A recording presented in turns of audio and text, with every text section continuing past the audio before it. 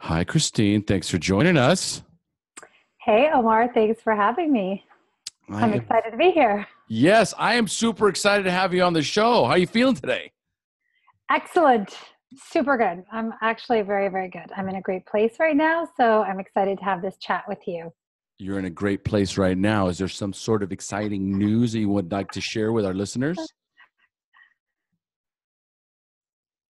No, I'm just in a really good place. I think always in life we're in periods of transition. Mm-hmm. And so I think it's really fitting that as we talk today, we go through multiple transitions in our life and, tipping points, and they always open up new doors and new opportunities. And so every time we hit that ceiling, there's a new growth point. We go through this like yucky space that feels uncomfortable, but that's kind of like finding the beauty in that space because the floodgates are about to open up. So just been through that again for like the fourth time. So I'm excited about the floodgates to open for so many good things.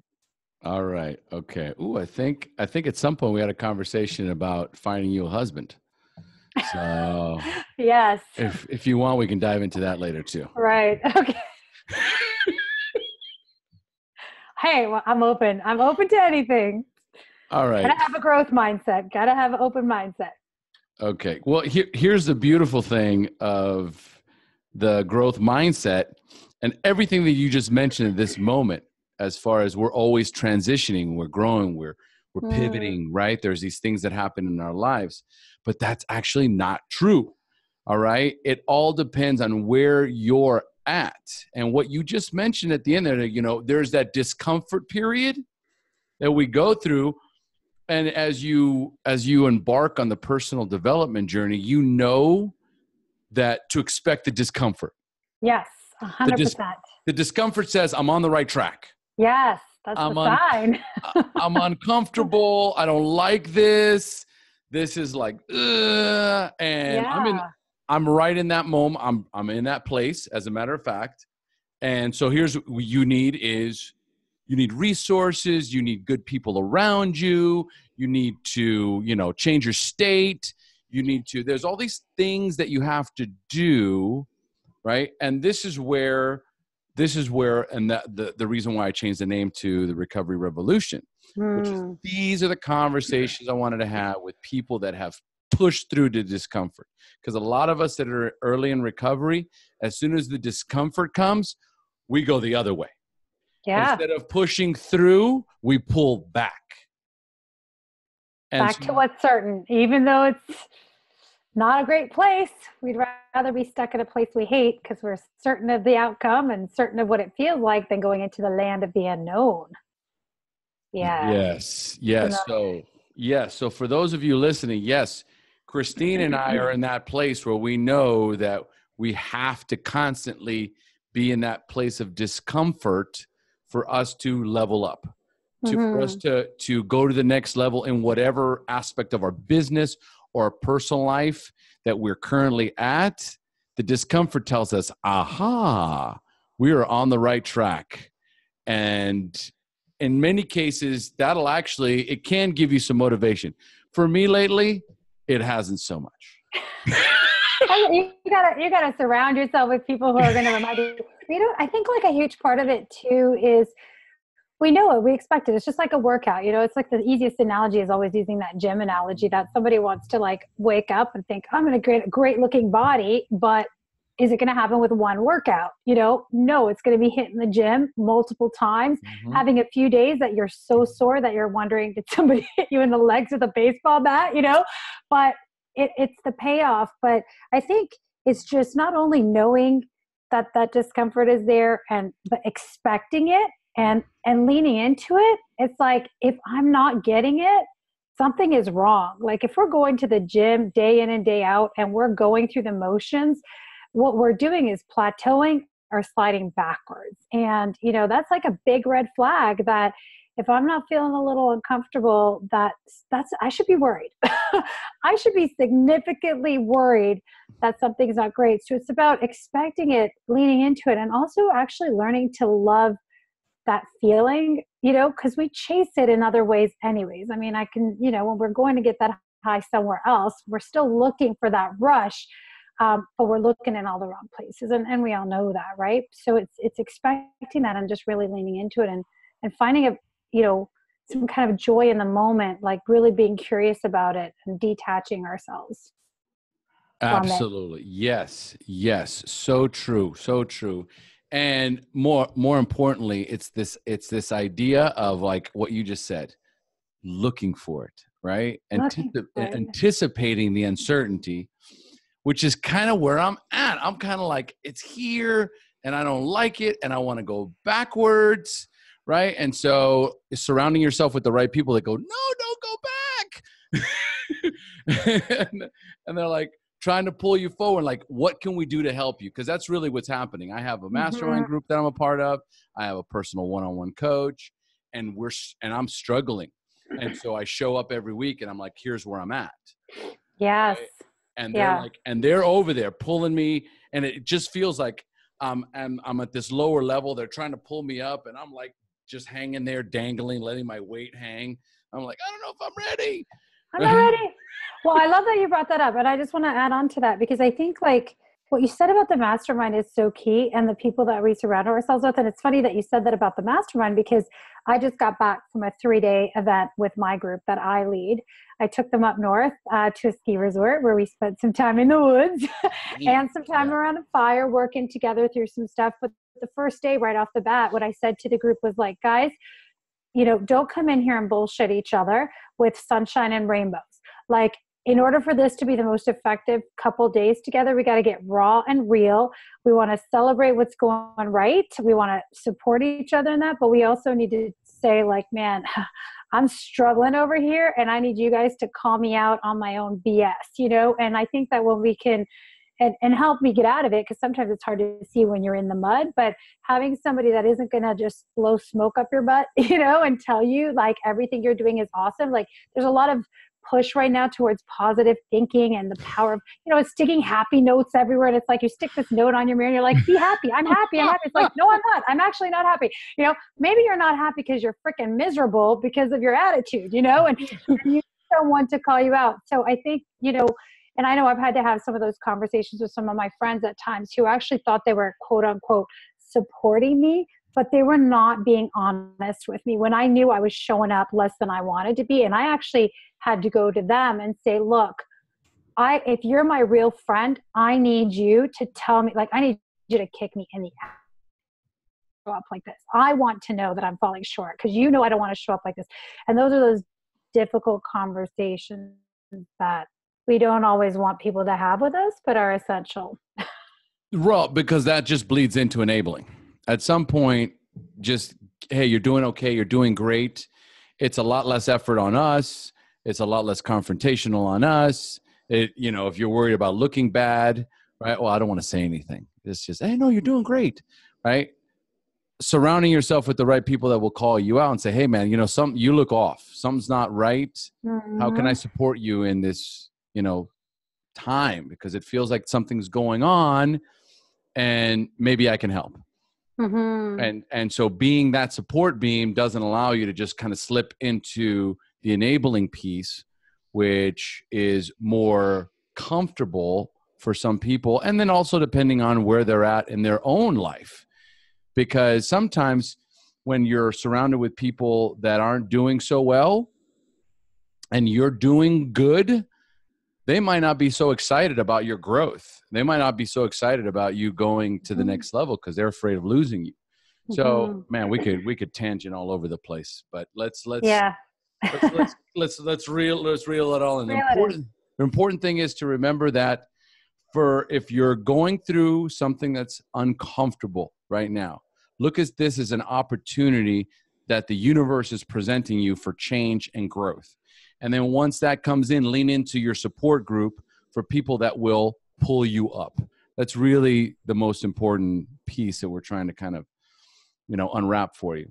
So for someone who is where you're at, who has so many things going on, I'm going to ask you about one of the reasons why I called you on is because you were recently at Tony Robbins. Was it Money Mastery or Money? Business Mastery. Business Mastery. Business Mastery. And, he called on you. So there's this picture of you and Tony having a moment. So I'm super excited to hear about that. But how does someone who has got masterminds and is a coach, has all these things going on, which I didn't even introduce Christine. Hold on one second. I'm like missing something here. So real fast, Christine Line Christine has been actively teaching and training in the health and fitness industry for 20 years. Her success is in helping to motivate and shape the lives of thousands. Stems from her own personal passion for health, fitness, and great food, as well as a respect for living a balanced life. As a mother of 3 and a business owner, she continues to focus on her own fitness by competing regularly in cycling, triathlons, running events, as well as constantly stepping out of her own comfort zone to try new things. So, well, this is what I wanted to dive into. Here's someone who is a mother of 3, has her own business, entrepreneur, is, at events. We met at an event. Was at Business Mastery, and then was recently in her own mastermind, right? And then at the same time, how does she manage to juggle all these other activities and hobbies? So what does your normal daily routine look like for someone as active as you, Christine? Well, wow, that's a loaded question. But let's just say when I'm home, like you said, I'm a mom of 3. So I am a single mom of 3. So, when I'm with my kids, I'm full on there. I believe in quality, and quality time is my love language. So, we're always trying to spend tons of time together. And then when I don't have the kids is when I really am hyper focused on the work that I do. And so there is a little bit of a juggling act for sure. But daily, you want like my daily routine or just kind of like in general? What do you? Daily routine's good. Daily routine. Yeah.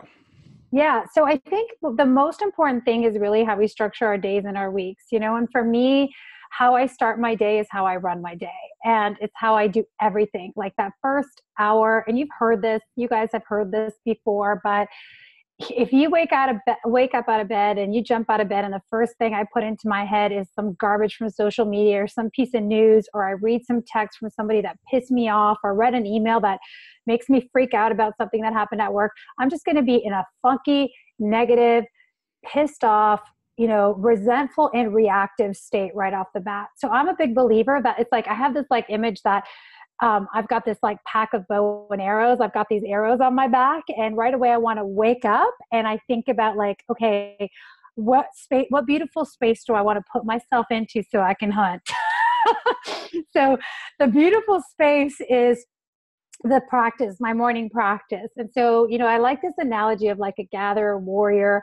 I have this thing like that I'm a warrior princess, but so I spend my first part of my morning like really bathed in reading either scriptures or books or passages or whatever it is that I'm reading at the moment. Sometimes I might be taking a course, but I always do some reading. I do a lot of time in the morning meditating and journaling. I spend a good hour really in prayer, meditation, and writing on what I've just meditated on. Because a lot of things that I want to visualize, make happen in my life, or just ask God or the universe about, I spend that time really intentional in the first part of my day, sort of setting that intention, asking for feedback, and then writing about what comes up for me. And that is like magical time where I get a lot of my answers. So really creating the space. Then I do some sort of movement, usually right now. I mean, I own a health and fitness studio. So in the past, it's been strength training and cardio and running. Right now, I'm doing power yoga. That seems to be like the thing. I'm working on my feminine energy and my flow. So I'm spending my time in flow, power flow yoga. And is that a new thing? What's that? Power yoga? Is that a new thing? No, that's been around. I mean, I don't know. I create my own power flows. I'm doing some inversions. I'm practicing my powerful feminine energy right now. So I'm spending a lot of time moving my body to generate more of that. And then really, to be honest, like going back to my arrows, it's what are the things I want to shoot out for today? What are the people, the connections I want to make? What are the projects I want to move forward? So I start just shooting arrows, and I don't open anything. I don't open any emails. I don't open any social media. I don't expose myself to anything that's going to put me into a reaction mode until I shoot a bunch of arrows out. So that might be like, I'm the one sending emails, or I'm sending the, text out, but I'm not responding to anything. So I'm starting to get my game plan in motion. Because I think that's just that critical moment of how you start. Is if I start reacting to one text or one email, it's just going to lead to like a vortex of all this other crap that I'm going to deal with. So really, that's how I structure it. And then the first half of my day, I usually will only creative work or work with some of my coaching clients, because I'm like, the best of me, like the best of me gets the front half of my day, So I'm a highly creative coach, just like yourself. So if it ain't speaking, teaching, or creating, I try not to do it in the first half of my day. I try to reserve that. And then in the afternoon is when I sort of do like my work operations kind of things, or, meetings. If I have to have meetings with people on different things, I try to book that stuff in the afternoon and, get my workout in there. And then the nights when I'm home, I spend most of the time with my fam. I have 3 kids. So teenagers, I'm in the teenage phases now. Teenagers require all 3 teenagers, 2 years apart. And so there's a lot of great conversation times that need to be had at night. The good conversations about sex, drugs, opportunities, money, all these things that you want to set these guys up for success and start to get them to start self-coaching them. So try to have a lot of nighttime discussions together, chilling at home. Boys or girls? I have 2 girls and a boy. Okay. So 13, 15, and 17-year-olds. So yeah. So at night we're doing that, walking the dog, chilling. But I'm very fluid. Like I said, I'm a wander. You said, I said, you said, I'm a wanderer at heart. Like I'm all on the journey. I met you at an event in November. I've been to 2 events since we went there, and I'm about to leave next week to go to Colombia on a retreat, and Fiji at the end of the month, March. So I travel a lot for work, for exploration, for growth, and for play. Dude. So that's a huge part of my life as well. Incredible amount of balance. And look, I'm actually like, you can do this. This is what I want to tell people is like, you can travel, you can take care of your body, be lean, love the way you look, spend time with your family, run a business, but you got to get like super clear on what you won't tolerate in your life anymore. That's the most important thing. It's clarity of focus and purpose, because without it, then you're no longer in control of your destiny. Everything else is. Everything's these things that come into way. Social media, it's a double-edged sword. Without social media, I would not have this platform. But now, as things get bigger, as I start to grow and expand, there's things that are important. Like you say, in the mornings, it's that time. And for me, my brain works so much better in the mornings. My energy is so much higher in the mornings. So the idea of letting all the other things, like catching up with emails and any other kind of social media things, kind of go to the wayside. But what I found is more and more, the minute I go into social media, it zaps my energy. Huge. Do you notice that? Do you get that? Yeah. Well, and I want to, it totally does. So, I do a ton of energy work as a health practitioner, but also with my clients with the high performance coaching. And one of the things I like to, when we talk about energies, I think it's really important that we break it down. Like, not all energy is the same. We have mental, physical, and emotional energy, and they can all affect each other. So a lot of times people think physically, like, okay, do I have the vibrancy, the energy, the strength, the stamina, the endurance to like do shit, like to get up and go? but then mental is like the bandwidth. Like, can I think clearly? Can I focus? Do I have the capacity, or am I like walking around in a fog, overwhelmed, confused, don't know what to focus on first, scattered? And emotionally is that heart energy, that feeling of like, I actually am coming from a place where I can give you love, or I can do for you without being resentful and angry and feeling like you're trying to take something from me that I don't have to give. And so, we don't realize, but your brain just uses so much of your physical energy, right? And so if we start the day looking at social media, we're already look at what everyone else is doing and accomplishing, and I'm not. So right away we throw our brain into this state of overwhelm. And emotionally, it's extremely draining, because if we start off that way, we start to question ourselves, we start to question our worth, we compare our lives, we're in the comparison game, or we're listening to crap that just isn't serving us a lot of the time, which is like negative news, or, griping or commiserating sometimes. And so mentally and emotionally, we just get pulled down underwater. And physically, it's like we're trying to tread water while someone is holding on to our feet with like these two bricks. And it's like, it's tough. So, kind of going back to my comment about the arrows, I think you get in and you get out. I love it. I think yeah. Cause I mean, even at night, like I try and hyper focus on what's the highest purpose. What is the highest purpose? What is the highest intention for me, for what I'm doing, for my work, right? How do I get the most out of my day? So by the time the end of the day comes and I'm kind of like chilling, like sometimes what'll happen is I'll like, okay, my day's done. I'm going to go chill, watch Vikings, whatever. And then usually when I'm watching Vikings, right, it's when I'll kind of start to scan through the social media and go, okay, is there anything here that, because if it's got my name on it, if somebody tagged me on it, I go in and kind of check that kind of a thing. And I will tell you, I've gotten to the point now where, I mean, I open it and I start and I just go, oh, I don't have it in me. Yeah. And it's a zapper, man. It is a zapper. You have to be mindful. And I think it also kind of is a testament to where you're at too. It wasn't always a zapper. I loved it. I'd be in the social media, as much as like, oh, I couldn't wait to find out what was going on.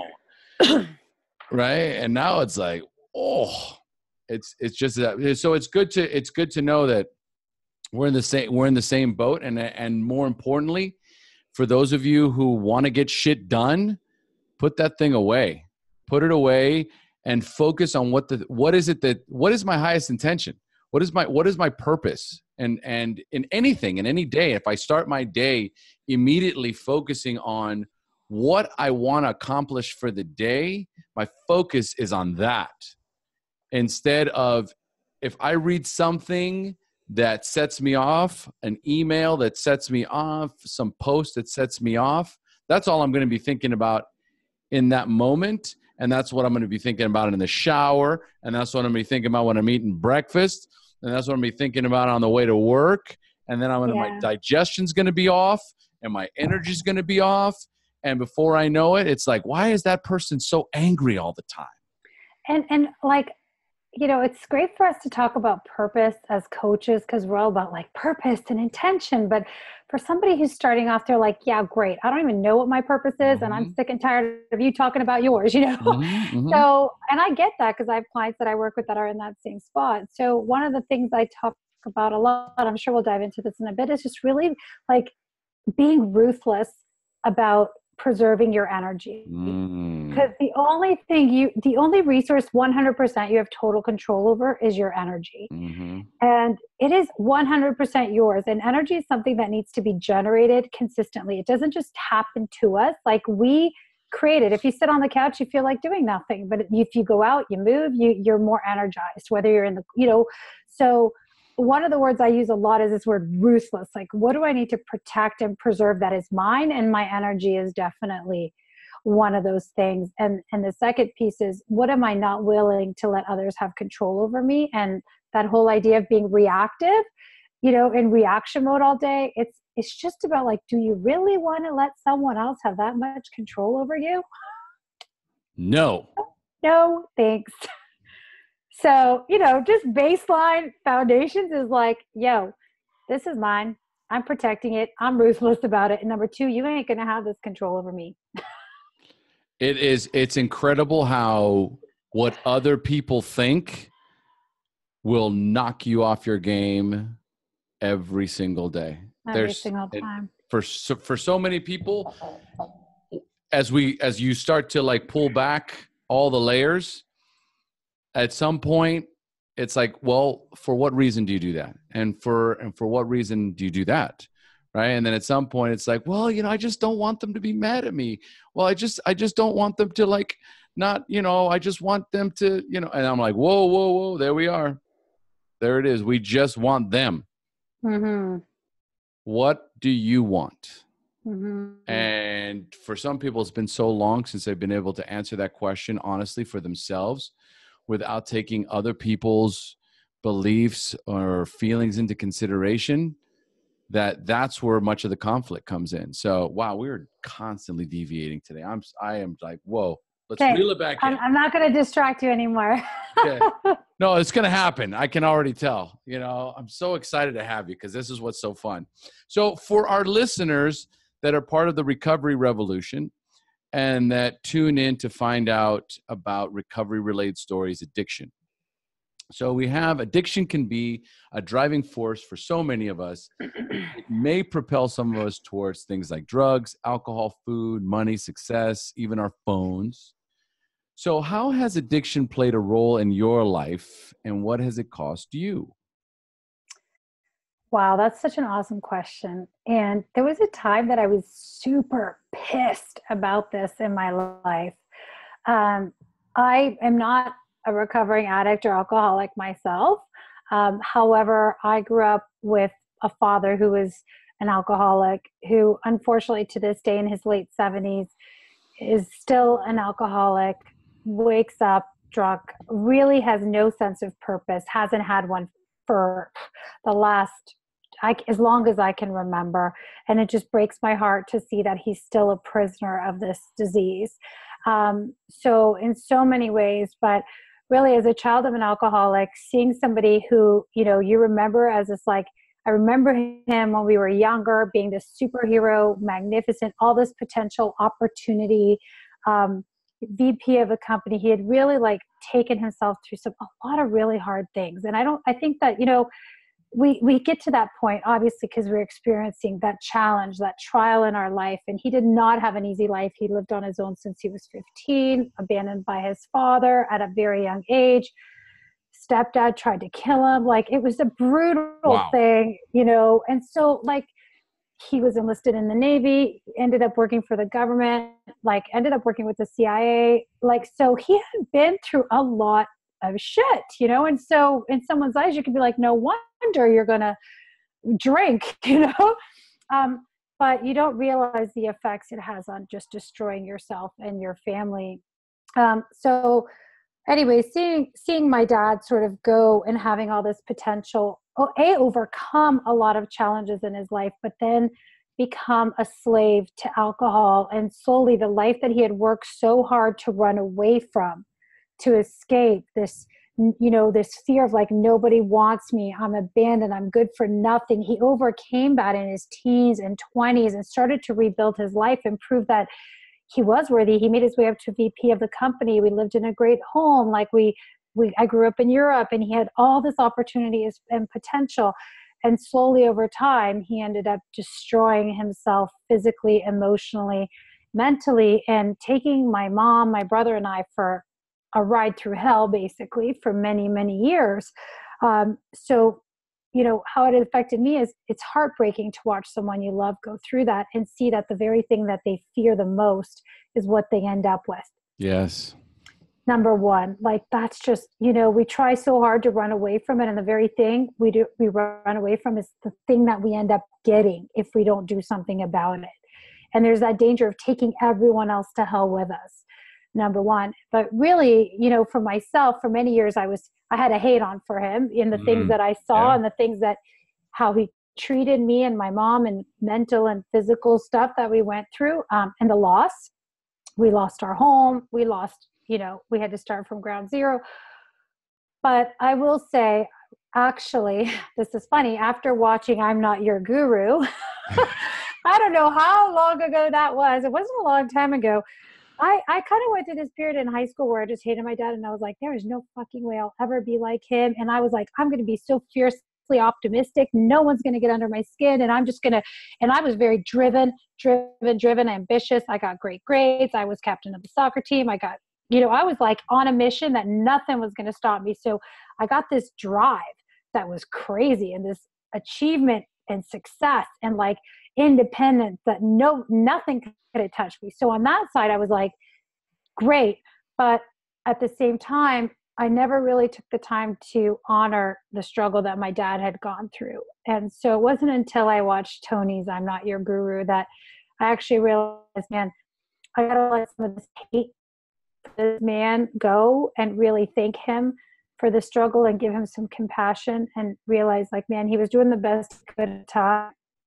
But in order for me to really open up and grow into the person I needed to be, I needed to have some conversations with him and just go back and thank him for helping to make me the woman I am, but not be stuck in that place where I had to drive so hard anymore, because it was starting to drive me into the ground as well. So, well, because we're either running towards pleasure or we're avoiding pain. And once you learn how to, it's almost as if, here's where I don't want to be. This is who I don't want to become. I don't want anything to do with this. And all of a sudden I pick up some momentum. I start to develop a little bit of confidence in myself. This feels good. How far away from this can I get? Yeah. You're just like running full throttle, burning like crazy, blazing it behind you. But you don't realize that the whole time you're running away from it. If you don't deal with your own demons, you're just running and you're carrying all this shit in your backpack with you. And the weight gets heavier. And the further away from it you think you're going, the sore your knees get, the sore your back gets. And eventually you can't keep going that way anymore, because you realize I still have to heal some of the stuff from the past. But I'm so grateful that I found athletics, because I did become addicted to fitness, which I'm really grateful for, because it was that addiction to health and training and running that became my drug of choice, really, and I don't think there's anything wrong with that. It's like, hey, pick your drug of choice, one that's going to kill you or one that's going to keep you alive and help other people around you. So. Well, I think that as far as what you mentioned when you were talking about your dad, and the idea that all of these things that he'd overcome. So he became the VP of the company, and he had these series of accomplishments, right? He was very driven. Yeah. Very ambitious. Totally. Right? Sounds familiar. Yeah. Very driven, very ambitious. Yeah. Always in the chase. We're chasing, right? Right. Or running from. What are you running running towards, or what are you running away from? Yeah. And until you recognize where that drive comes from, then you could, like you say, at some point I had to kind of come to terms with, what is it that I'm doing?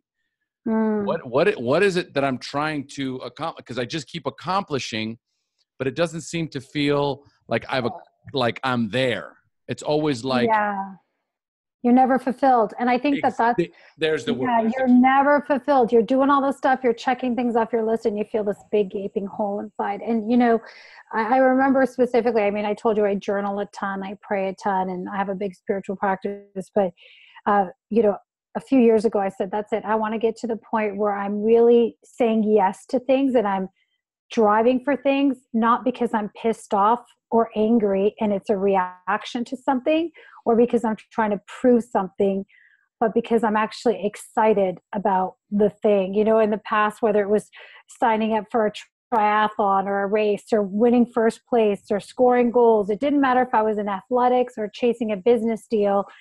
It was always like, oh yeah, well, F you, I'll show you. And it was always oh, this opportunity comes up. And it was like that person that told me, you can't do that. That I was like, huh, you want to make a bet?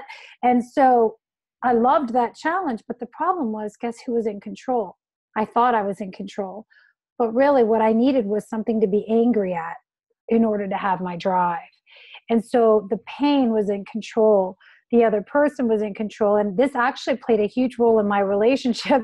It's funny that, and this was kind of a big thing, is like, I realized a lot of the times I pushed myself to succeed. It was also because there'd be a man in my life who would try to challenge me and say, well, no, I don't want you doing that. Or you can't do that. Or why are you doing that? And I would be like, oh yeah, you want to try to tell me what to do? Well, F you, I'm going to go. And I wouldn't just like dabble. I'd be like gone, And so, yeah, I think, in some ways someone could say, oh, that's great. You're so courageous. You're so ambitious. But where is that drive coming from? And is it really coming from a place that's going to make you grow and be excited? And really like now shifting to a place in the last few years where I'm actually thrilled and excited about the life that I'm creating, because I'm designing the life I want, not one that I'm trying to run away from.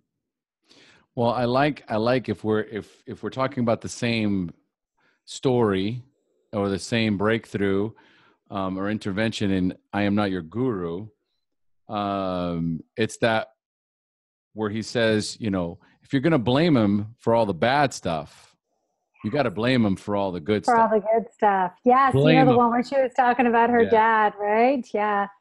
Yeah, you got to blame him for all the good stuff. Yeah, and I remember watching that and I was like, oh man, I think I tolerated my dad, and I still talk to him to this day, and he's always the first one commenting on my Facebook posts. And Dad, if you're listening to this, I love you, and I'm just speaking the truth, raw and real, but like you put me through some shit. I still love you. But yeah, when she did that, and it was funny because right after that, I booked a trip to Florida to go talk to my dad and have this conversation with him. Wonderful. That's where we're going. So unpack that. Yeah. What was that like? I mean, honestly, I think it was really for me more than anything else. I don't know how much it landed with him, but I think for me, it was just like, I listened to that and I was like, man, and my mom, I have the most loving mother in the world. She was always the most, and this is the second big aha of how alcoholism affected me, which was my recent experience at another Tony event. But, I lost my train of thought there. Oh, okay. But I was saying, like, when we go, and I knew I needed to go have this conversation with my dad. I booked the flight. I decided to fly down to Florida because I was like, for so long, I just blamed him, or I was pissed off, or I tried to tell everyone, yeah, look at this hard childhood I grew up with, but look how I overcame it. Look how I overcame it. And there was a lot of blame, but there wasn't any real, appreciation, gratitude, and joy in the experience. And so really, like, one of the things I do now is teach a lot on the art of fulfillment. And in order to be happy today, we have to really be able to go back to the past and not just say it is what it is or it happened, but to actually like release and let go our desire that we wish it was different. If we're still hoping and wishing for things to have been different, we're not going to be able to move forward in a really open, expansive place. So really getting to a place where you're like, man, I don't wish that was any different. I'm just going to honor and be so appreciative of the traits and the characteristics and all the experiences I had and all the goodness that he brought into my life. I mean, my love for travel and adventure, like, I'm a gypsy at heart because he took me to all these beautiful countries. He was driven. I got that part out of him. Yes, he was driven through pain, but I also saw a lot of goodness as well. And so, the drive, the ambition, the athleticism, the world traveling, like so much of, the curiosity about life really did come from there. And also the pain of the experiences was like essential, for me to go through my own process. And so, having that recognition that yes, it happened. I don't want it to be different, because I wouldn't be the person I am today if I wouldn't be the person. I would be nothing like this. I have no clue, but I'm so grateful. Oh my God, I'm so grateful that I had the life I had. And, and I really am appreciative, and I have fond memories now of it. Even though there's yucky memories, I have good fond memories. And to be able to go back and have that conversation with my dad is, just sitting there and talking about it. It's emotional. It was emotional for me. to be honest, my dad's still really uncomfortable whenever we talk about anything emotional because he's still in that space. He hasn't recovered. He's still an addict. He still wakes up, and I think he's drunk when he wakes up, and he's confined to a chair. He can hardly get up. And when I was there, he was falling and he couldn't get up. One of the neighbors had found him on the ground, and who knows how long he'd been there. Like, we're now afraid he's going to fall and not be able to get up. But we have some loving conversations where we're together, and I could see that his heart's breaking, that he wishes things were different, but he's just so deep entangled that, I mean, all I can do is love him where he's at right now, because I can't wish and hope for him to change. He's not going to. So when you spoke to him, do you feel like it penetrated, or was there still too much either alcohol or denial or pain or resistance? When you're presented, when your child comes to you, when someone that's super close to you comes to you and says, I need to speak with you about some things that are important to me and that happened in my life, and they're just not ready, right, to take all this in, right? How much of that do you think penetrated when you had and what did you say? Curious. I don't remember verbatim the conversation, but I will say that I'm a very open book. I don't have trouble communicating my feelings. And even as a child, I wrote my dad a lot of letters about his alcoholism, did studies on liver disease and presented them to him and asked him to stop drinking and begged him. And, so it wasn't something that was not spoken about, but I think it was just going back was really, I told him the truth. I watched this. I told him about the documentary. I said to him, Dad, I've always blamed you. I've always hated you. I've always been angry at you. And it was really about honoring, not giving him an out, but also recognizing that I also saw him as a wounded child. That, Dad, I don't know why you chose the path you chose. And I don't know why you make the decisions you do. And it breaks my heart to see you this way. It really does. But I want you to know that I know pain. I know suffering. I know what abandonment feels like, because that's actually how I've felt for the last 35 years of my life, or 38 years. And, I didn't need my dad to leave me when I was 3, because you emotionally left me and I felt abandoned. We had the same story. And I'm not here to blame you, but I'm here to actually tell you that I love you. I know the pain. I care about you. I want to thank you for making me the woman I am. And I want you to know that I still love you. And I would love, I would love to find a way to help you, but you got to want this for yourself. And I wasn't there to change him or to drive him to AA meetings or anything like that. We've done all that many times. Unfortunately, he didn't choose that path, but I just wanted him to know, because I think sometimes as an alcoholic for so long, you just don't feel like anyone gets you. Yes. And you don't think anyone else recognizes the pain that you've been through, the pain that you experience. And I may not know your story, but I know what pain feels like. So, I think if we can resonate with people on that level, it softens a spot where for a while he did try to make some changes, but I wasn't down there with an agenda to change him. No. I was down there with an agenda to just tell him honestly that I loved him, and I wanted to go to release him and to release myself, because I honestly don't know when he's going to go. Like, I'm always like, I could wake up tomorrow and he's gone, And so I want him to leave this place knowing that he was really loved, regardless of all the mistakes he made or didn't make. And I wanted to know that I was loved by him, and I know that I am, and that I'm happy that I'm the woman that I am today, because I wouldn't be this way without him in my life. So, that's the beautiful part of healing. That is the best part about healing, when we recognize that hurt people.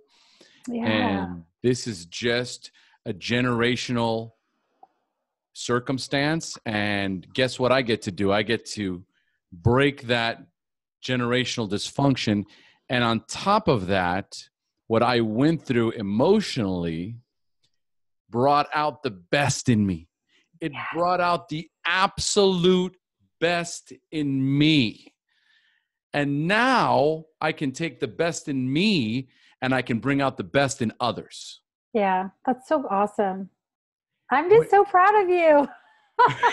Honestly, I'm so proud of you because that is like some serious, you did the work, man. Well, I was kind of saying, when I said that, I meant like us Yeah. as a group. But yeah, so yeah, but it's true. Yes, I'll We own did the that. work. We did the work. Yeah, We we did all the own it. work. But Yeah. like, it's so true. But it's so, you're bang on, right? So, It's what happens is I get on a call with somebody, and within 4 sessions, there's this dramatic shift that happens. And the way they talk, the way they look, the things they say, how they say them, it's like, I'm right there. I know what happened to you in your childhood. I know what happened. I know the way that you say yeah. that is the way that you were talked to, right? And Mhm. I start to reframe. I start to readjust. I start to bring massive awareness. Like, we're doing this together, but I'm so fucking good at what I do Own that, it, baby. yeah, but here's the cool thing about that. There was a time where I blamed my mother and I blamed my father and I blamed every horrible thing that happened to me on somebody else. And that did shit for me. What it did was it pushed me into addiction and pushed me into more alcohol. It pushed me into avoidance and denial and blame and being small. And it didn't serve me at all. Right? And No. so, and one day was like, do you realize that it's through this, through what you went through and the choices you made afterwards, right, that allow you to really, like, I don't know if I could be this great. I don't know if I could be this. I don't know if I could help this many people if I If you wasn't. hadn't gone through the war, man, you had to go through the trenches. I mean, nobody likes to talk about the battle victory without the battle. So the battle is what makes it great. And not that we want to keep having these crazy ones, but we got to expect to have some, you know? And so, yeah, I love that. And it's so true, even as not, I think as someone going through that and having been put through a bunch of crap, it's so easy to fall into a victim mindset. But the minute you even start to hear that music playing, you got to get the hell out because it's a slippery slope. I will, and talk about surrounding yourself with the right people, right? I'm married, a no nonsense, no tolerating bullshit, whining, like Viking warrior princess woman who is Nice. just, who also went through her struggles, Yeah. right? So she comes out the other side. And, what's amazing is, I mean, if I even start to go that, oh man, there was this, Poor me. wow. So you're going to go there. Mm-hmm. So you're going to go there, right? And I'm like, whoa, nope. And Yeah. Nothing pretty happens there. nothing pretty happens there. No, No. nothing pretty happens there. And you can get lost in there. You can get lost in there, and it's dark and it's lonely and it's miserable and it stinks. So there really, it's what I want to believe. It's at the end of the day, it's what I want to believe. Do I believe that all these horrible things happen to me and that's all there is? Or do I believe that, wow, everything that happened to me is for a reason? And if I Mm-hmm. believe that everything happened for me, then I can use Mm-hmm. every single moment, every experience, everything that's happened to us, right? We come out of it. And I say it, I came out a Viking. There's nothing that I can't go through Love it. where alcohol is even remotely an option for me, where drugs is even remotely an option for me. I cannot get through anything without being 100% present and focused. I love it. Battle ready, baby. Battle Ooh. ready. Man, I'm like in state. We got to do the training to be battle ready. What the heck? You can't be thrown into battle if you haven't done the training. Like, that's just, you know. That 100%. Green, yeah, you didn't become a Green Beret, right? By having No. coffee, right, at the local coffee shop and talking about, you know what I mean? Oh, the poor me's, right? It was like, there is no time for weakness. There's no time for fear. There's no time for any. It's Let's And go. like I always say, like you hear this too, but we got to be careful what we pray for and careful what we ask for. Because I believe, I say I do a lot of prayer, as I said, and I'm like, God, if I want to become a freaking kick-ass parent, and I'm like, God, make me an amazing parent. Guess what I get? I get challenges as a Mhm. parent that I have to deal with that are testing me to navigate. How am I communicating to my kids? How am I going to step up on this one and lead them? If I say I want to be a great leader for my business and I want to grow my business, it's like I get tested. I get tested to see how I handle the growth. Can I handle the change with the teams? Am I ready for what God is about to give me? And if I got to prove that I'm ready. Oh man, that is solid. That is, So oh man, those challengers are just like, oh yeah, you think you're ready? they're Let's find tests. out, They're right? just tests. And if you want to get the reward without the test, what the hell? It's no reward because it's available to everyone.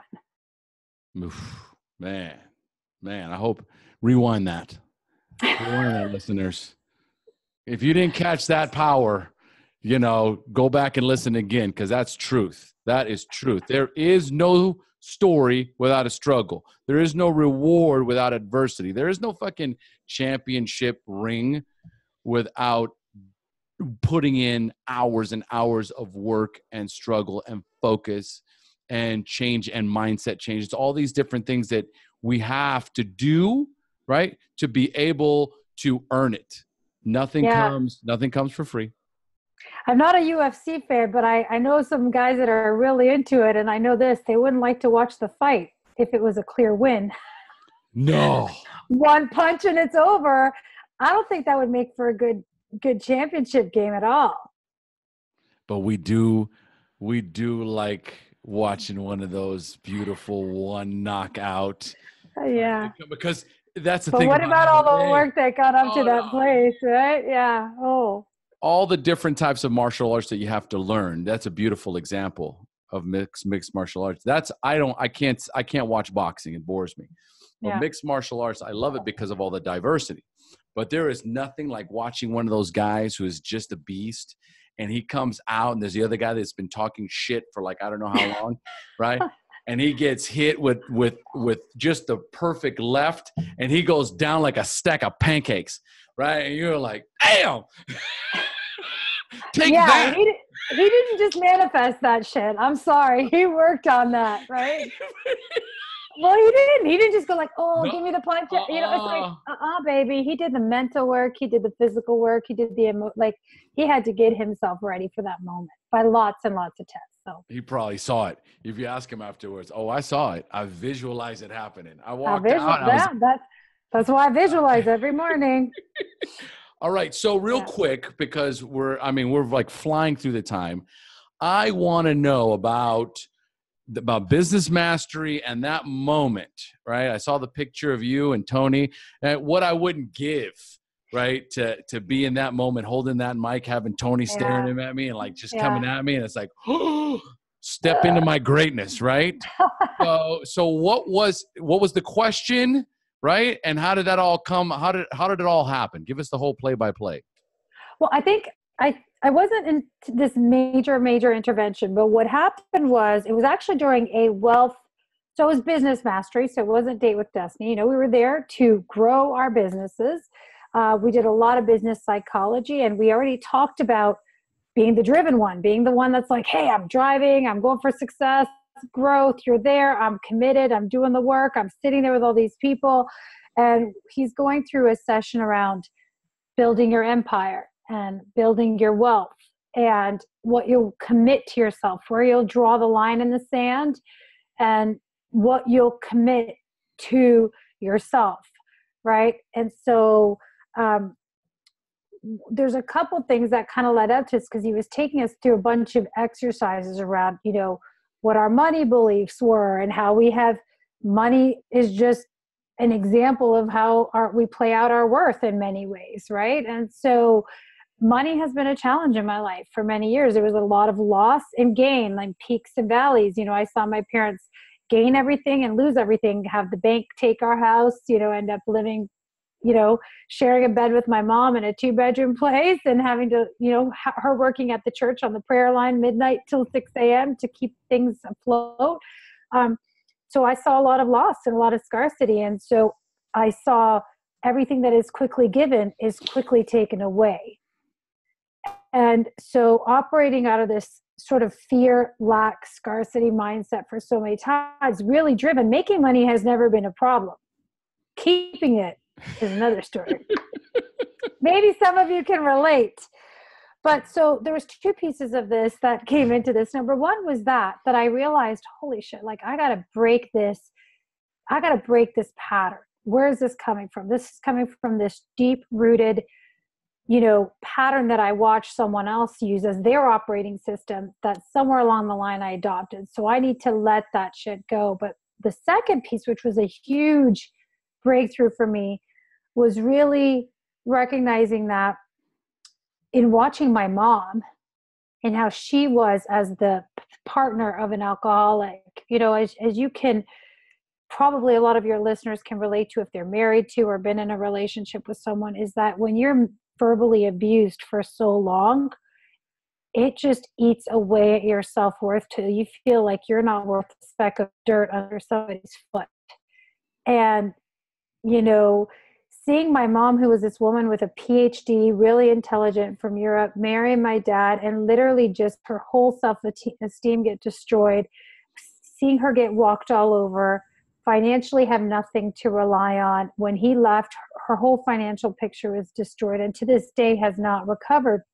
Again, there was a part of me that rejected that so much. When I saw her go through it, not only was like, there's no fucking way I'm not going to be my dad, but there's no fucking way I'm going to be you either. And I did everything I could to get away from being weak, being dependent, being needy on anyone else. I really grew a shell that I was always very vibrant and energized and passionate, but only so much, like this whole thing of like operating, I swung so far to this independent place that I could do anything. But right away, if I was like, I'm going to accomplish this thing with my fitness, it was like, how am I going to do that? Me alone. I'm going to do it. I'm going to figure out. I'm going to start a business. Great. I'm going into business. It's going to be my business. We're doing it my way. We're launching a new project. We're doing it my way. It's going to be my idea. So it was always like me, because I was terrified that if I depended on anyone else, they were going to fuck it up or fuck me over. Yeah. Mostly fuck it up, and then also that it wasn't safe to do that. Right. And so I realized in that moment, as Tony was asking these questions, was like, what's your drawing the line in the sand? What's gotten you up to this point? And we were talking about what's gotten us up to this point isn't going to be what's going to get us to where we want to be. So what got me to the point that I was at today was this like fierce independence, this drive, this ambition, which is great. But I realize now the threshold, what was getting me stuck, when he was like, are you going to draw the line in the sand? What is really the fucking problem? You know how Tony is like, what's the fucking problem? The problem is me. The problem of why I'm not able to or wasn't able to grow my business to where I wanted it to be or invest at the levels I want to. Because I've already like done some, commercial real estate investments. Now I have a successful business from 10 years. Like business is good. I've done a lot, but I was hitting the ceiling and I was like, what the hell? What is going on? I knew that I wanted to make a commitment. I wanted to stand up and say, I'm going to commit to putting 30% of my income into this wealth investment fund. And I was like, how the hell am I going to do that? And it was really like, I got to release this part of me that is rejecting my mom.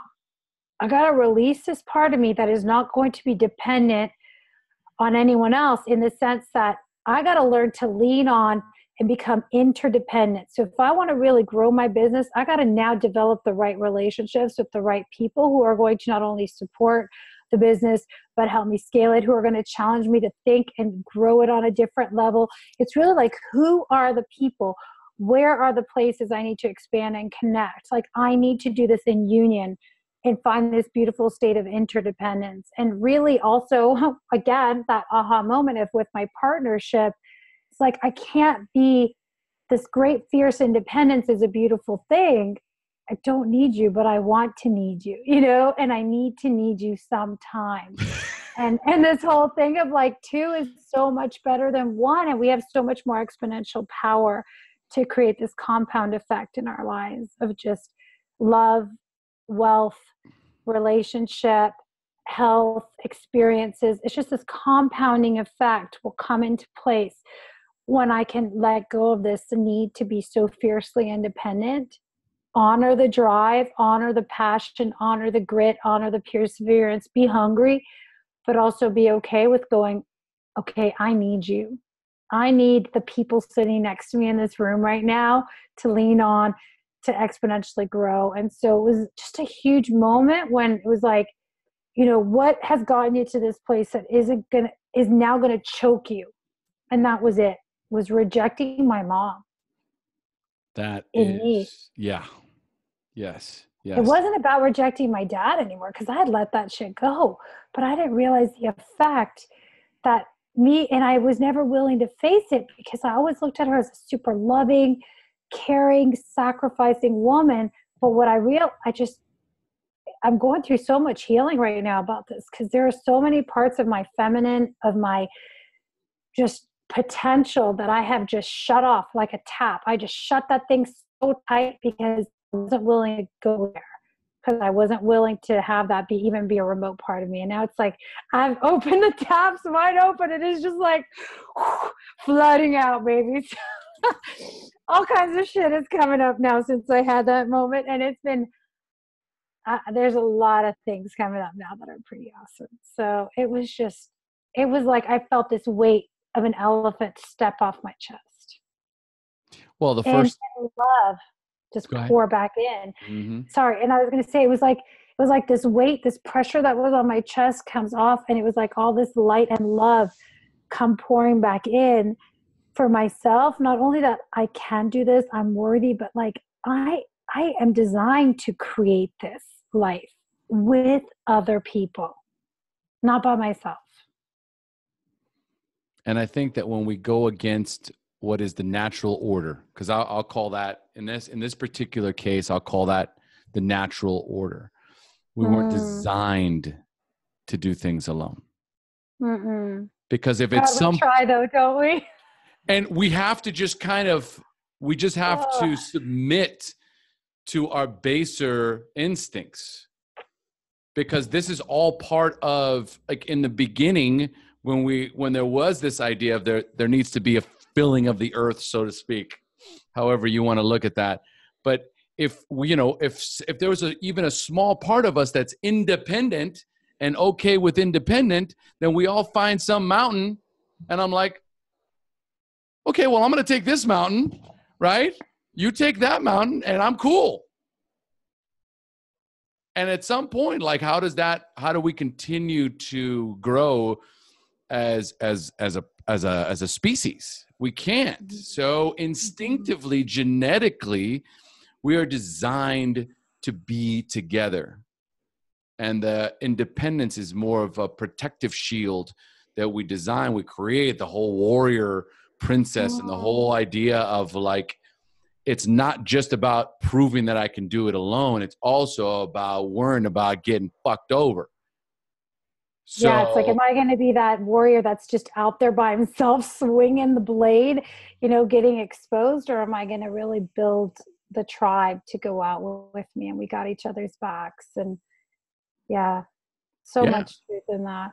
And also to that, one last thing I wanted to say about that too is, the wake-up call was this interdependence and really being okay with, the word vulnerability gets thrown around so much nowadays. And I'm like, I'm totally okay with the word neediness. It's like, it's funny because I'm talking about all my dating stories here. This is great. This is like a total relationship unfolding. But I love it. It was funny because for so many years, all the men I dated were like, you're too independent. You're too independent. You're too independent. And then most recently, I had been with someone and I was like, I'm totally letting this guard down. And he was like, oh, you're needy, because I talked about my needs for once. And I was like, yes, I am needy. And it feels really good because, like, there's nothing wrong with us having needs and it's okay to need each other. And interestingly, this person was going through their own journey, kind of like with the shield of independent armor going on. That it's funny how we meet people kind of at the same place as us sometimes, and we both need to learn the same lesson or in different ways or whatever. But it was just really this like opening up of that. But so that was number one. But the second thing, just real quick, looping back to that story about my mom and like, you know, seeing somebody get totally destroyed with their self-esteem, is also part of that independence, I think, comes a lot from like the guilt and shame of like not wanting people to know or see, or, you know, like you want to have this idea like everything's okay. And there's like so much embarrassment or shame, like something's wrong with you or something. I don't want to let people know that there's some potentially could be something wrong with me, or I don't want to go down that road and be a victim. So I'm just going to reject it. So in sometimes we're trying to do something really good, but our subconscious is still doing it out of a place of shame, if that makes sense. Like we're still reacting because we're embarrassed about something, instead of just being able to be like, yo, this is me. This is all of me. Love me or hate me. Pick one. I'm good with either. Well, sometimes we become very, very strong because we watch someone around us become very, very weak. And you get to a point where you just are disgusted by weakness. Oh, that was me. Okay. Totally. And God forbid if anyone showed a sign of weakness in my life, again, especially my relationships, God forbid if a man showed a sign of weakness, I was like, dude, what the hell is wrong with you? Like, which is not very supportive and very emasculating, by the way, ladies, if you're listening to this and you want a sure way to kill your man, just do that. No, but we just have to change the language around it. Yeah. And as we get totally. to, that's the beautiful thing about coaching, is that at some point you can change the words and, you know, what weakness means to me, right? And is there actual weakness in my life, or is it just my ability to be open and honest, for me to allow someone else to love me, allow someone to nurture me and care for me, which is another very instinctual need that we all have. It doesn't go away just because we're not babies anymore. Exactly. Just having someone to hold the space for you to just be you and just hold that space. Because otherwise, then this warrior princess is constantly on the alert and sabotaging all the relationships. Oh, he said this. That's troublesome. Loser. Yeah. Right. He asked me what? No. We're not answering that question. Stay back there. Yeah. Okay. You stay back there. We're not answering that question. And all of a sudden I have this wall, because that's what they're called. They're called walls. You can call it anything you want. But I have some sort of fierce protector that's preventing me from getting hurt, but it's also preventing me from really enjoying what life is all about. What is it that we all crave the most? Love and connection. Yeah. And I think a lot of it is also we put these crazy expectations on this partner. We put these expectations that they can't possibly live up to. And really the expectations are there because we have them on ourselves. And so because we can't give ourselves any grace or compassion, and we have these unrealistic expectations of our own performance and how we got to be and how we got to show up, that if anyone else even starts to fall short of those expectations, it's just extremely stressful and we won't tolerate it. And so it's, you know, man, there's some work to do here, but it's beautiful when we start to really appreciate and appreciate ourselves and give ourselves some grace. We're able to love others from a totally different perspective. Amen. Hallelujah. Amen, brother. All right. So Christine, we're going to start closing down. So I'm going to ask you Yes. some of the closing questions, but before we do, for the very strong women, and maybe not even the very strong women that are listening to this podcast right now, and there are many, I have a very strong and large following of women that listen to the podcast. How can these women reach out to you, find you, your websites, like what is it what's the easiest way for them to contact you? So the easiest way is to go to my website at christineline.com. There's a couple ways you can connect with me there, but really I have a free masterclass on the high performance habits and some of the coaching that I have, so they can go ahead and sign up for that masterclass if they're interested in that. You can also find me on Instagram under the handle Christine Line. And those would probably be the two easiest ones. Also on Facebook, but I'm not quite as active on Facebook on my business profile. So I would say go to the website or find me on Instagram. So is a free masterclass just for women, or is it for men and women?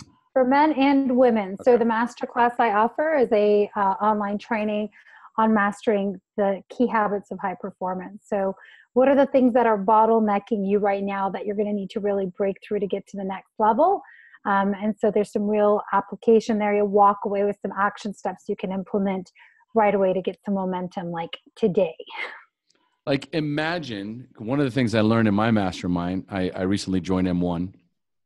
Yeah. And one of the things that I learned there that I'd heard, I've had this book. I don't know if you can notice it, but if you look, it's older than mummy dust. Okay. So it's The Secrets of the Millionaire Mind by T. Yes, Harv. love that book. Okay? Great book. When I open it, there's actually underlining inside the book. Okay. I don't remember when I bought it or when I started reading. I've been carrying it with me for years, but it was around the time when I first picked up Napoleon Hill's Think and Grow Rich. Yeah. Okay. So there was this, I mean, I've been on this trajectory for at least 20 years. So, this book, I've carried it around with me, and it came up when I joined the mastermind. And one of the most basic premise there was you pay yourself first. Oh my gosh. Oh my God. Like, who would have thought? Yeah. And I'm like, Yeah. well, of course I pay myself first. Do you? Or do you pay the electric bill, the car payment, the mortgage, the kid's school, do you really pay yourself first? Mm-hmm. Or do you pay everything else first? And then whatever's left over, I put into savings, which always ends up being nothing. Mm-hmm. And then it was like this light bulb went on and was like, can you just imagine if it was just something as simple as you had the wrong mindset about once the paycheck comes in, who gets paid first? Something as simple as that, or the fact that, right, I don't want to be like my mother, or I don't want to be like my father. Can you imagine if it's just something so simple as I have this limiting belief about what could happen or what might happen, and so I just spend the money as quickly as I can before it can affect me? Because there's, for me, it was this mindset of like, what happens? Like, I used to think that it was because I was helpless, like not having money meant, like I was helpless. Mm. But what I found out is the less money I had, the more help I would get. Help from my mom, help from my sister, help, it's like less money I have, the more connected I feel. The more money I have, the more pressure I feel. The more I am now no longer needy. And it was one of these things that I started working through. I was like, oh my God, really? Where's my love and connection? Where's my love and connection? My love and connection only comes when I'm needing money and I'm struggling. Yeah. There is significance in helplessness and weakness. Yes, 100%. I could totally relate to that. Because what happens when you're on top? They say it's lonely at the top. And, people like buy into it, and not even buy into it. It's a subconscious thing where it's like, yeah, it is lonely up here. And I actually like pick up bills now. Like, oh my God. And instead of like, we have to get our significance from something else. Right. Well, now it's like, I enjoy picking up the tab. I enjoy paying myself first. I pay myself first. Like all these different incantations and affirmations that come after the fact, you have to clear all the other shit first, because otherwise it's just what they talk about, like Tony says, right? Affirmations without belief are useless. Without legs, yeah. Yeah, 100%. because They're I just like colorful sticky notes all over the place that are a pain in the ass. you got to drop something first. Yeah. That's why I Okay. don't like vision boards. Okay. No. Okay, so let's start moving. All right, so let's go into the limiting beliefs. So as a coach, I hear stories all day long about how I can't do this because, or I will be, once I achieve this, I'll be happy. They learn and pick up patterns from role models in their life, not realizing that they are now in charge of their own story, which we've already touched on. I don't even know if it's different, but what is the story you used to tell yourself, your biggest limiting beliefs, and what is it that you believe now? I would definitely say the one that I burned to the ground most recently. So we'll talk about that one because I've been doing some deep work on this. And this is like, whew, feels so good.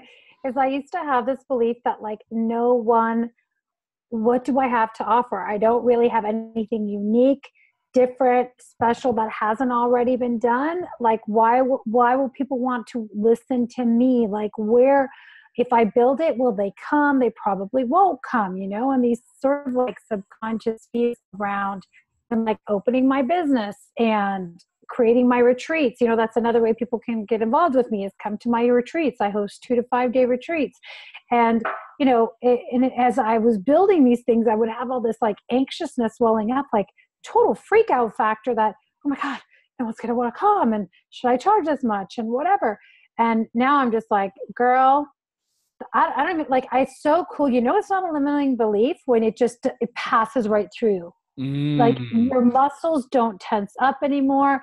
There's no tension. It's like, if I say that now, will anyone think what I have to say is valuable? It's like, I actually expand. My body opens up. So I know that limiting belief is gone because I don't feel the pressure. My physiology doesn't accept it anymore. It passes right through me. And so that's how you know, by the way, people, if you think you've dealt with a limiting belief, if you say that thing and it still physically manifests in your body as neck tension, chest tightness, shortness of breath, you still got work to do there. So you need to deal with that shit.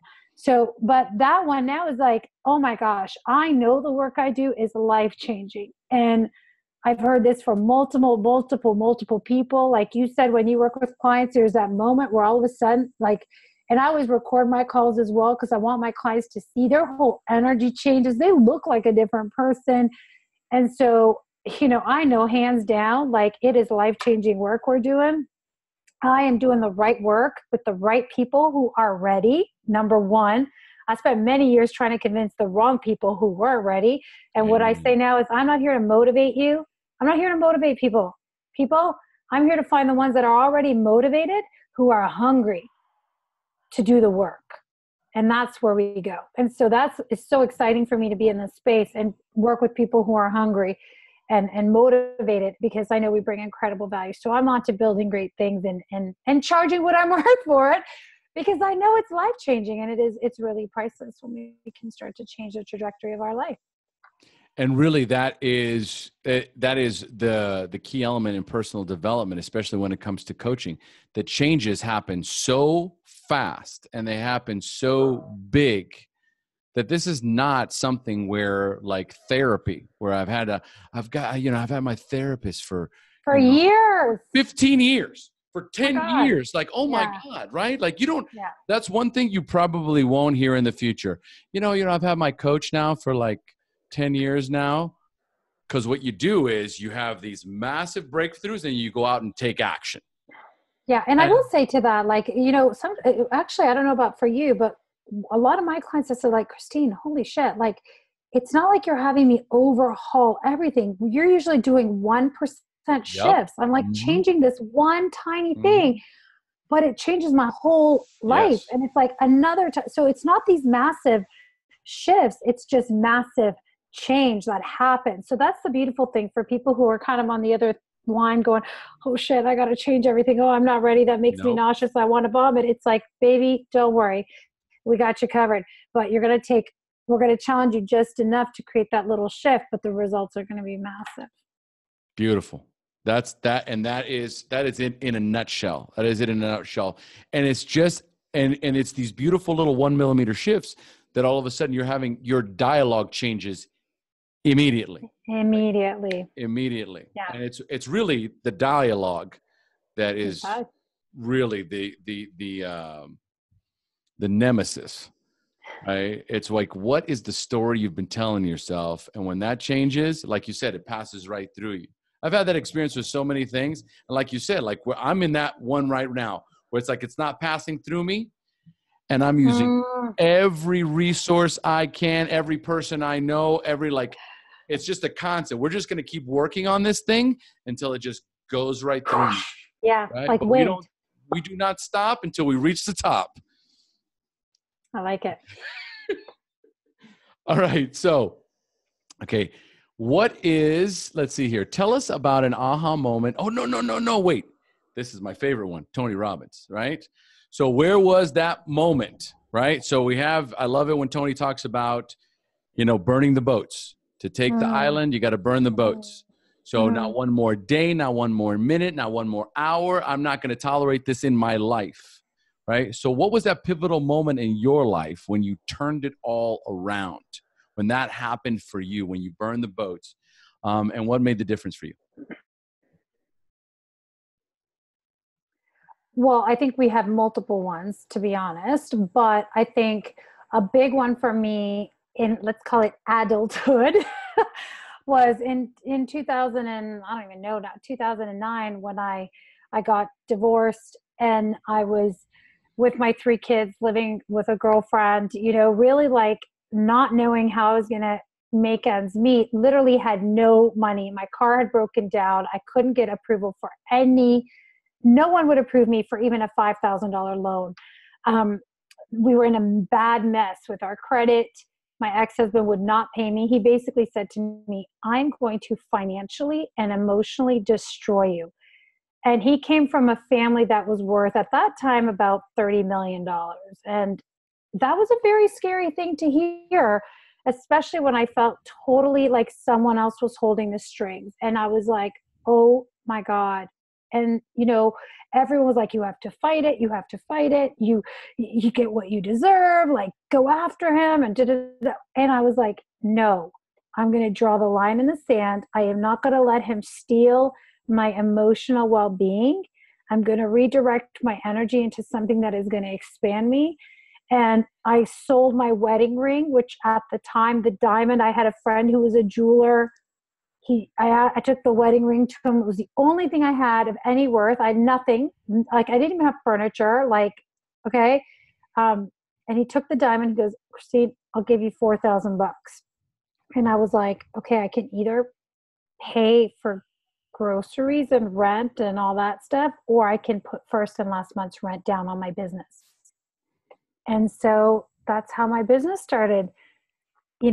In 2010, wow. I decided that basically covered first and last month's rent on a commercial unit where I decided to open my health and wellness studio. And I remember I did not have the money to pay for signage. So I had to negotiate back and forth for the landlord to put some kind of sign up temporarily. We only started with yoga mats and Swiss balls because I couldn't afford any equipment. So we did body weight training, and I just took a gamble, and I was like, you know what? It's either going to fail or it's going to go. But if I don't do this, I'm going to regret it forever. And just making that, throwing the dice on myself in that moment was a game changer. Oh, man. I'm so glad I asked that question. What an aha moment. Yeah. And wow. Yeah. So needless to say, a lot has changed in the last 8 years, but I talk to so many women who are coming out of abusive situations or scary situations where they were financially dependent on someone, where they needed to depend on that person for money. So they don't move, they don't take action because they're terrified. So actually, one of my contribution areas of work I'm really looking to grow and expand with is really helping women to rebuild their self-esteem and confidence after dealing with trauma, abuse, and to rebuild themselves. Because girl, you can get out there and you can just start from literally next to nothing. You can sell something, you can find something. And if you just believe in yourself just enough to roll the dice, that's all you need. Wow. That's all you need. Rolling the dice. Rolling the dice with Christine Line. Rolling the dice. God, I kind of like that as a title. All right. So this is similar. This might, but this was I was the burning the boats moment. So tell us about an aha moment in your life when you realized you were now moving in the right direction. I think honestly, again, you have so many, but that was definitely a burning the boats moment where I knew like, there's no fucking way. Like I am done letting other people control my destiny, right? Like I am really taking the reins. But honestly, I think it's the aha moment has actually come recently in the last year or so, but I do a lot of time in prayer and meditation, as I mentioned, and I'm always asking God to show me what a yes feels like and what a hell no feels like. And whenever something big is coming up for me, as it is even right now, recently, I'm actually going to be heading down to South America in a few weeks to do some personal work and do some retreats and expanding this side of the business, which is the high performance coaching. And I spend a lot of time in meditation. Does God want me to move forward in this direction? And I just recently was in a beautiful meditation praying actually at the top of a mountain. And I just felt this huge push. If this is too woo-woo for some of you, this is just the way I roll. But I just felt this huge push or a pull just drawing me forward, knowing like this. And I was walking in the direction I needed to, physically being walked in the direction I needed to go. And then again, when I asked what other things that I needed to work on, it was a clear no. I was getting pulled back away from it. So right now I'm in a season of my life that I'm really leaning into God heavily to guide every single step I make. And it is just, the floodgates are opening, baby. I am 100% on board. 100% on board. That is part of my morning practice too, is trying to elicit that intuition, that connection with source, with spirit, with God, like really channeling that energy. It's like, am I moving in the right direction? I love what you say there. Is it a hell yes, or is it a hell no? And I'm wide open. Show me. Honestly, if we're just still enough, long enough to be patient for God to show us physically what it feels like, you'll get a very clear feeling in your body of what that is. Most of us are too impatient to just feel it. We got to get out of our head. And I love what we did at the start of this call where you said, I'm going into my ego. Hold on, let me reconnect. Yes. With the source, because it's so true. Whenever I start to make decisions and I'm reacting or I'm like, oh shit, I better pull back because I'm about to go down a dangerous path where I'm going to say something I'm going to regret. I'm going to do something I'm going to regret. And let me just reconnect. And so I honor you and I appreciate you for doing that before we started this podcast, because it's something that I do before I get on the phone with every client as well, which is like, God, just send me the right words right now, because I have an agenda, but like if you have a different one, then by all means, that's the path we're taking. So it's really tapping into that spirit. Yes. And more importantly too, I know instantly when I need to reel it in. Reel it in. Like all of a sudden I feel it. Like I immediately, I felt it. Yeah. It was like, oh boy, I see it happening right now. Yeah. So, and if you can just connect with that gut feeling, that instinct, when you recognize that something's off for whatever reason, all you got to do is ask for help. Oh, that's the whole thing. Interdependency, right? dependency. I just got goosebumps. Yeah. Look at my hands, my hairs are literally standing. I just got goosebumps. HP, baby. Yeah, baby. All right. HP, baby, stands for higher power. So I know you're not 12 steps. I'll throw that out at you. All right. So, oh my goodness, quickly. Do you have any favorite books you would recommend to our listeners? Real quick. First of all, a pivotal one that I loved. The first one that got me thinking about really going to personal growth was Thinking for a Change by John Maxwell. It just started to change the way I was thinking about things in general.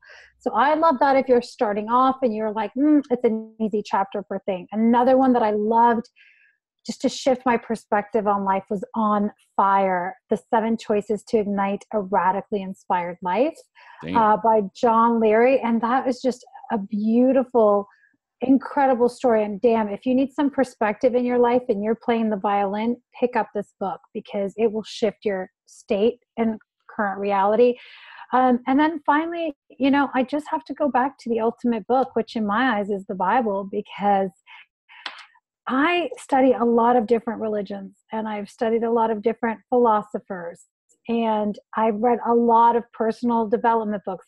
My bookshelves are full of them. I have more books than anything else. And most things I read and most things I study are in the Bible. They were already written so long ago. And so for me, it's just really grounding to know that, hey, we're not having to reinvent the wheel. Actually, we think we might be, but we're not. And a lot of these ancient scriptures, and to me, the Bible is my source, it's the source, it's the water, it's the well. Beautiful. I love it. I like great suggestions. On Fire. All right. So what are your 3 most powerful I am statements? Well, right now I just have one that I am revisiting every single morning. I'm still in bed and I'm just like, I am created in love, by love, to be love. Oof. And so I'm like, that is some powerful shit because I am created by the creator who created the most beautiful things ever, like the most magical artist. So I'm a piece of art. You're a piece of art. We're fine art. And so God knew what he was doing when he made us, number 1. Number 2 is I'm created by love, in love, which is I am loved completely. I'm whole just the way I am. I have a father, I have a husband, I have all that love in my life. And I'm here to be a light. I'm here to be a source for other people who maybe are searching, and just to be a reflection of what's possible, what it already exists within themselves if they're willing to go there. Oof. That's beautiful. And that's really, that reminds me of the Merriam-Webster's famous quote, our biggest fear. Yes, I love that. Ooh. That's I got that one. Oh, it's so good. Our greatest fear is not that we are inadequate. Yeah, beautiful. And that's that, that's part when we talk about purpose, right? Me playing small serves no one. Shine bright. Show people what's possible. Yeah, so that others could be inspired, Yeah. Love it. What is your personal success formula or blueprint for success? I just really have one, is that I can do all things through Christ. And I'm really big on faith in general. It's really that I can do all things. Whether you believe in God or Christ is, to me, irrelevant, because I think a lot of ladders are leading to the same place, totally. To be quite honest. Same here. But I really believe that if we are just willing to meet God, if we're just willing to take the first step, he's already there. He just wants to see if we're willing to come. And he's not, and you got to put in the work. But I got to take the step. Yes. Right? He's willing to come my way, but he wants to know that I'm coming to him. And so I think I can do all things. I know I can do all things. I've been given the tools, the talents, the abilities, the resources. There's no lack of that, but I gotta have faith. I gotta move forward, and seeing is not believing. Believing is seeing. Ooh, that's a new one. I like that. Believing is seeing. The minute I hear myself say I got to see it to believe it, I know I'm never going to see it. Believing, visualize. Believing is seeing. Love it. All right. What is the best advice you've ever received? Oh my God. I don't even know. This is a tough one. What's the best advice? Interesting. Yeah. Do a lot of people struggle with this one? No, only people that have been doing it themselves their whole lives. Yeah. The only I just think, like, honestly, I think that kind of to go with the personal blueprint for success, I will have to say my mom is the most beautiful soul. And to this day, almost on a daily basis, every morning, she will send me either a text or a scripture or a thought. She prays every morning for a couple hours, and it's always something to do with connecting to the spirit to find the answer. And I think that whatever way she always says it, it's the same thing that we just talked about a few questions back, which is don't try to understand with your own understanding or with your ego, but really seek to understand from a spiritual perspective, because when you do, everything changes. And I think that is definitely the best perspective. And anytime I step into that place, that's when the beautiful things happen in my life. Anytime I'm trying to figure it out on my own or get into my head or analyze or logisticalize, if that's a word, or whatever, it's like it turns into a hot mess really fast. So I think it's just like, yeah, lead with your spirit, lead with the heart. Boy, you pulled that one out strong. Came out strong with that one. Okay, finally, and you might have used it up. What is one parting piece of wisdom you would like to share with our listeners? I just want to share that you are not alone. Like, you're not alone. And there are times when we all feel alone or scared or afraid, but we're never alone. And so if you will just be courageous enough to reach your hand out and ask someone to lift you up when you are struggling, or ask God to lead you when you are confused, or just ask for guidance, find a mentor, find a coach, find someone who has, the path before you. And if you're not sure who to ask the universe, ask God, but the parting thing I have to say is that you are not alone. Everything you're feeling has already been felt by someone before. I guarantee it. Probably in this very moment, a million other people are having the same exact emotion you are. And so if you can recognize that and connect to the greater consciousness and really reach out in that moment, get yourself out, there are so many people that are already ready to love you and support you and guide you on your path of where you need to be. Amen, sister. Again, preaching it strong. Christine's preaching strong. Oh, I'm not trying to preach. I'm just sharing from the heart, baby. It is. And you it's are not alone. I am here. Okay, I don't sing, but I want you to listen to that song. When this podcast is over, I want you all to download that song. You are not alone. I forget who the artist is. Michael Jackson. Oh, it's Michael Jackson. How would I not know that? There you go. I'm going to listen to it when we get off the call. Oh, yeah, me too. And then I'm going to dance. Okay. All right. Christine, amazing interview. Thank you so much for joining us. You're welcome. And thank you for having me. I'm totally honored that you would consider me to be on your podcast and just spend the hour with me, or hour and a half, or whatever it was. Rock star. Awesome. All right. Folks, we've now reached the end of our show. Thanks for joining us. And as we say here in Costa Rica, pura vida. Give us a pura vida, Christina. Pura vida. That was perfect. Yeah, baby. I got some Latino in me. Yeah, okay. You do. Yeah, you do. And that is a wrap.